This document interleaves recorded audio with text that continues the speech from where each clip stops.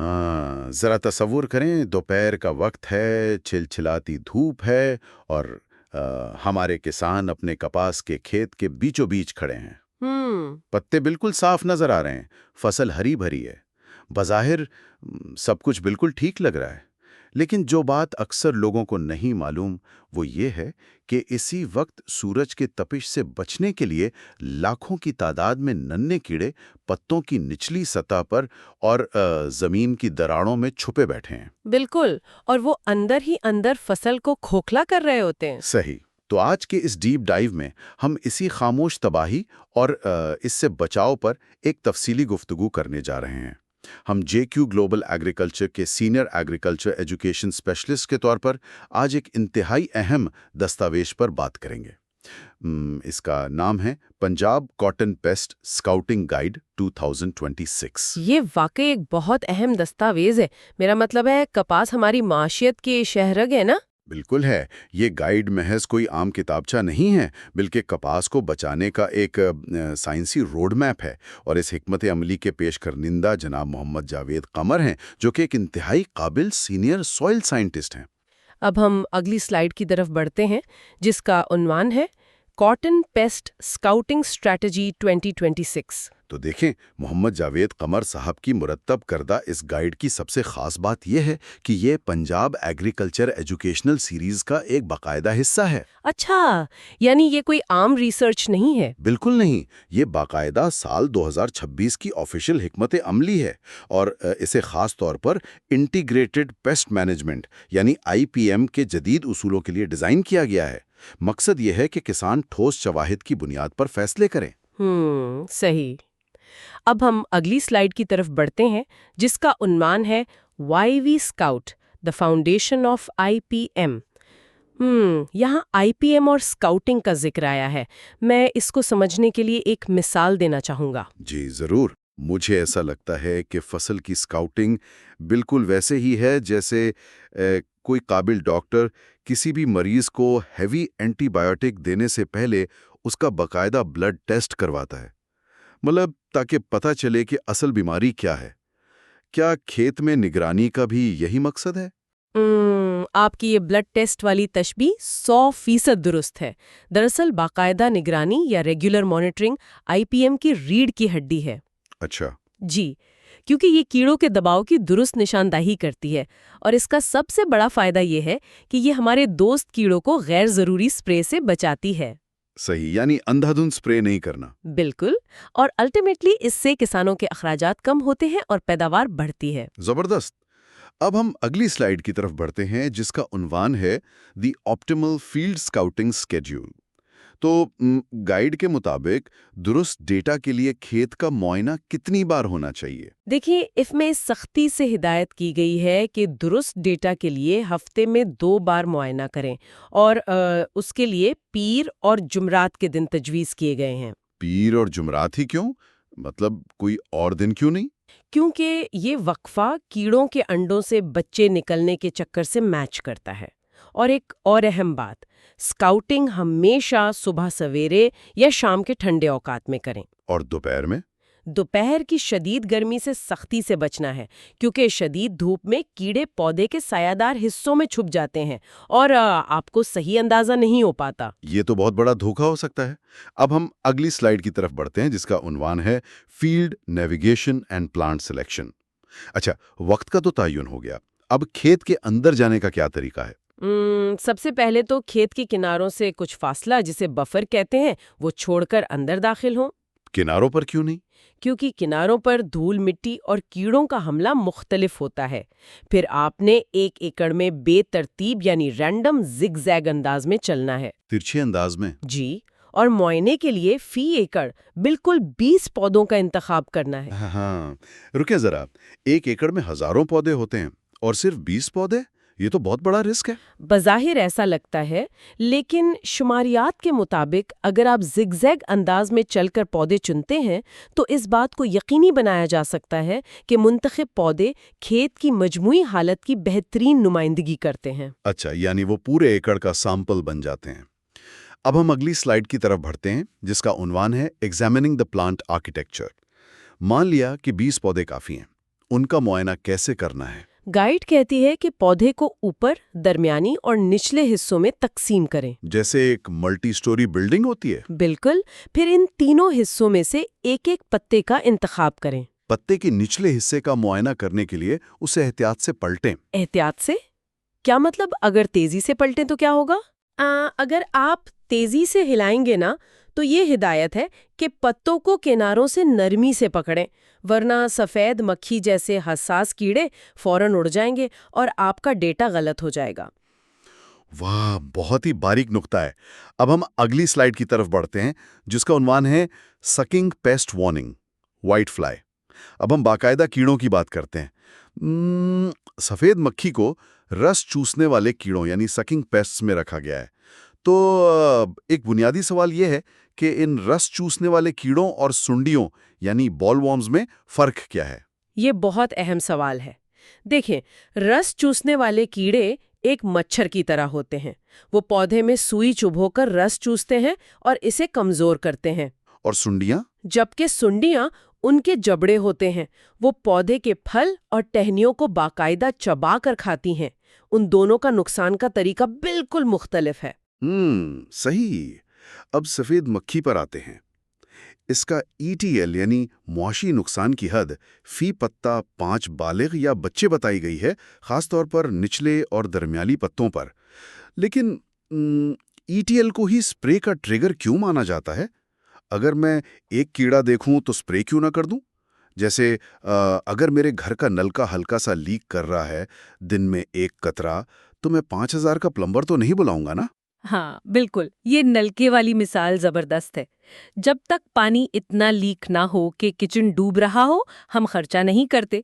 ज़रात में भी स्प्रे करने पर भारी खर्च आता है। बिल्कुल। तो ETL वो हद है जहां कीड़े का मुतवक्का नुकसान आपके स्प्रे की लागत से बढ़ जाता है।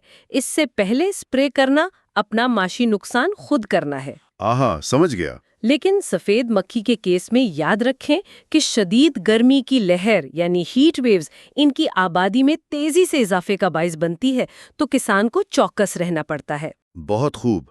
अब हम अगली स्लाइड की तरफ बढ़ते हैं, जिसका उन्वान है सकिंग पेस्ट वार्निंग, जैसिड। अगला कीड़ा है सब्सतेला। इसकी पहचान और हद क्या है? इसका ETL बहुत कम है, सिर्फ 1 बालिग या बच्चा फी पत्ता। सिर्फ 1? इतने कम क्यों? क्योंकि ये पौधे में जहर दाखिल करता है। इसके हमले से पत्ते पीले होकर नीचे की तरफ मुड़ जाते हैं और सूख जाते हैं। अच्छा, तो इसको पहचानेंगे कैसे? गाइड में लिखा है कि ऐसे कीड़ों पर नजर रखें जो छेड़ने पर सीधा चलने के बजाय तेजी से साइड की तरफ चलते हैं, जैसे केकड़ा चलता है। वाह, ये तो बहुत जबरदस्त निशानी बताई है। अब हम अगली स्लाइड की तरफ बढ़ते हैं, जिसका उन्वान है sucking paste warning, thrips. Thrips के लिए क्या हिदायत हैं? थ्रिप्स का ETL 8 से 10 बालिग या बच्चे फी पत्ता रखा गया है। इसके लिए आपको निचले पत्तों के साथ साथ नर्म कॉपलों यानी टर्मिनल बड्स पर गौर करना होगा। और इसके हमले की क्या निशानी है फसल पर? पत्ते को खुरच के रस चूसता है। चांदी जैसे निशान, सही। अब हम अगली स्लाइड की तरफ बढ़ते हैं, जिसका उन्वान है सकिंग पेस्ट वार्निंग, मिलीबग।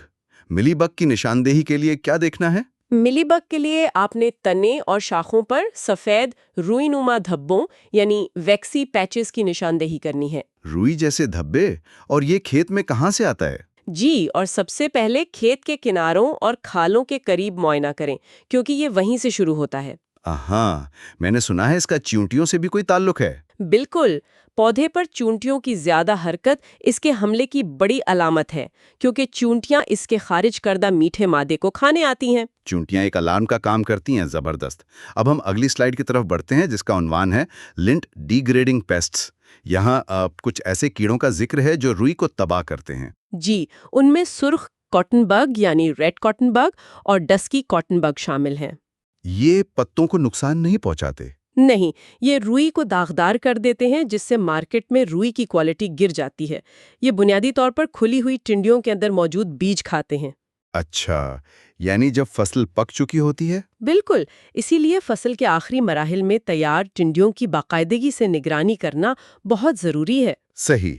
अब हम अगली स्लाइड की तरफ बढ़ते हैं, जिसका उन्वान है बोलवर्म थ्रेट्स, फील्ड इंस्पेक्शन।